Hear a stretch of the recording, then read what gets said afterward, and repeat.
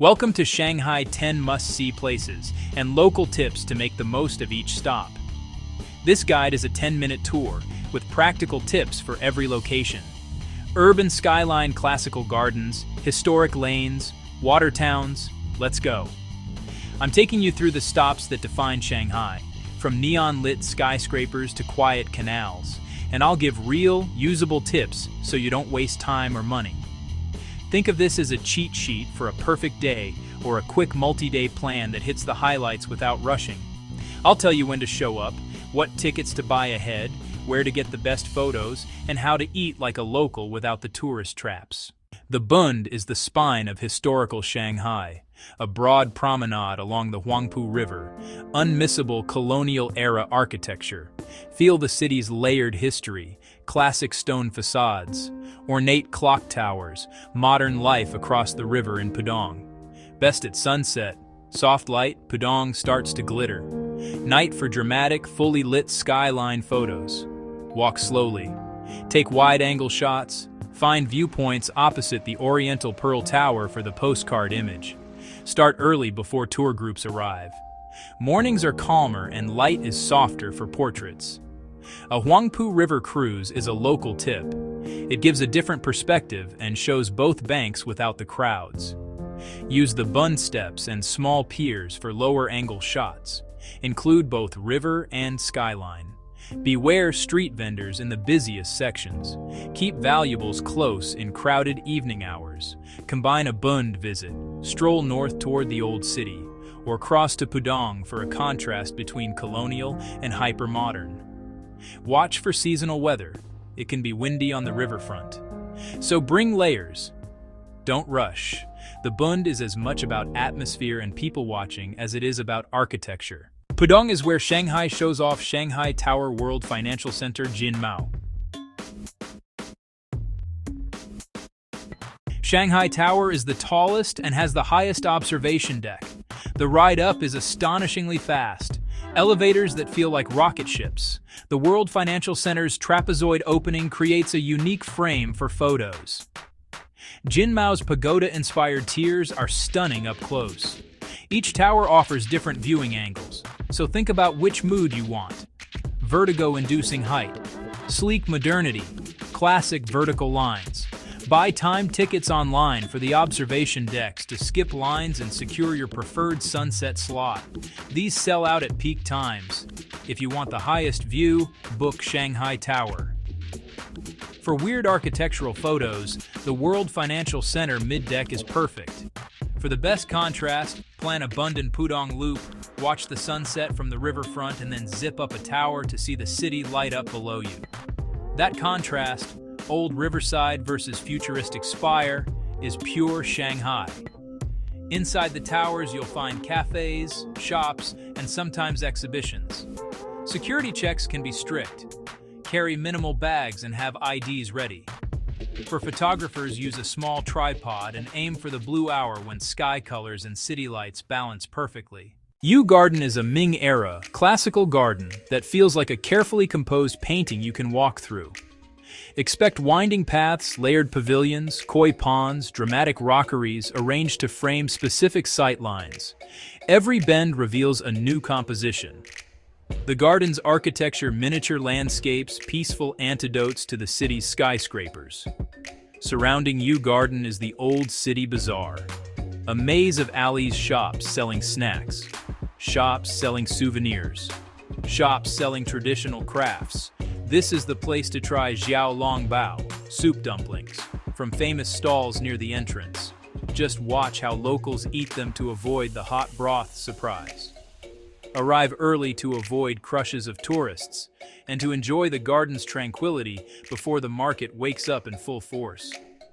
Pickpocketing can happen in the busiest lanes, so keep your wallet in a front pocket and your phone secure when taking photos. Wander the alleys, but keep an eye on the clock. It's easy to lose time here. Balance your visit. Spend slow, deliberate time in the garden, then shift into market mode for snacks and quick souvenirs. If you're filming, capture the contrast between calm pavilions and the energetic street vendors. This juxtaposition is quintessential Shanghai. Nanjing Road East is Shanghai's premier shopping artery, a long, vibrant pedestrian zone that pulses with energy day and night. LED displays glow after dark, attracting crowds to window shops, flagship stores, and department stores that range from luxury to fast fashion. It's a place for both people-watching and retail therapy. If you want a big-name shopping experience or to feel the city's commercial heartbeat, Nanjing Road nails it. To avoid the densest foot traffic, use side streets to access smaller boutiques and authentic eateries that don't get the spotlight. These lanes often hide better value meals and more interesting fashion finds, and the culinary gems are worth the detour. If you're short on time, focus on the pedestrianized stretch near People's Square for easy access to metro lines and the Shanghai Museum. At night, the LED displays make for cinematic footage, but be selective with shots. Too many flashing signs can overwhelm. For food, head just off the main drag where locals eat.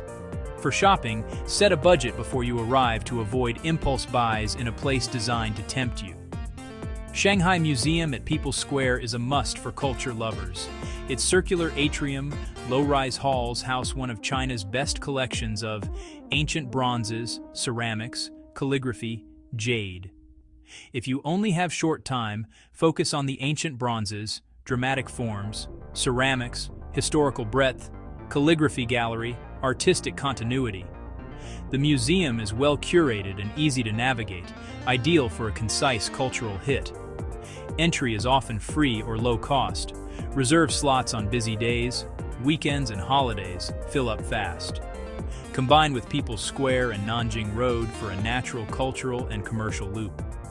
Temporary exhibitions can offer rare artifacts. Photography policies vary. Respect signage. It's stroller-friendly and comfortable for families. The former French concession is one of my favorite neighborhoods for mood tree-lined avenues, low-rise shikumen buildings, and an effortless cafe culture that feels European but unmistakably Shanghai. Walk or rent a bike to explore lanes like Wukong Road, Fuxing Road. Pop into boutiques, linger in leafy squares such as Fuxing Park. The architecture here is preserved and walkable, offering a slower pace and plenty of photo ops. Tianzifang sits at the edgier, artsier end of the area, squeezed into narrow lanes. Craft shops, galleries, tiny studios. It's perfect for finding unique souvenirs and local art. My tip: hit Tianzifang mid-morning to avoid peak crowds, then drift toward cafes for a long coffee and people-watching session. Find brunch spots, cafes hidden down side streets. They often serve the best local pastries and fusion dishes. If you want to feel like a resident for a few hours, sit in a cafe, watch the city go by, and explore at walking speed. This is how the French concession reveals its charm. Xintiandi is polished and upscale. Renovated lane houses, chic restaurants, bars, boutiques. It's the place for a refined evening. Dining, cocktails, people dressed up to enjoy the night. Tianzifang, by contrast, is scrappier and artsier. Craft shops, independent studios, intimate cafes. The creative energy feels more organic. For Xintiandi, plan evenings. Reservations are wise. For Tianzifang, mornings or late afternoons offer the best light and smaller crowds, better prices for handmade goods.